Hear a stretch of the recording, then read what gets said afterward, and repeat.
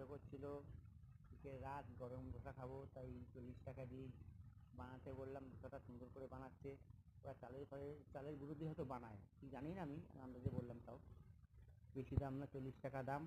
আমি বললাম তেল ফেল দাও, ভালো করে বানাও যাতে পুড়ে না যায়। এর আগেরবার নিয়েছিলাম পুড়ে গিয়েছিলো, তো আমার কথা শুনে এবার তেল ফেল এখন দেবে। এই যে দিচ্ছে, তেল ফেল দিচ্ছে আবার। ভালো করে তরকারি ফরকারি দিও, ভালো করে মশলা করে ভালো করে বানিও। ওই এর আগেও যে খেয়েছি, ভালোই করে। 40 টাকাতে ঠিকই আছে। এই শহরে, কলকাতা শহরে 40 টাকা দিয়ে আর কী পাওয়া যায়। কিন্তু বাড়ি গিয়ে খাবো, তাই আবার পলিথিনের মধ্যেই দিচ্ছে, সাম্বারটা দিচ্ছে। এটা নারকোল ফারকোল চালের গুঁড়ো কী সব দিয়ে বানায়, আমি জিজ্ঞাসা করেছিলাম, অবশ্য ভুলে গেছি। আমি বললাম তরকারিটা একটু বেশি করে দাও, ও আবার তরকারিটা একটু বেশি করে দিচ্ছে। আবার দেবে তরকারিটা।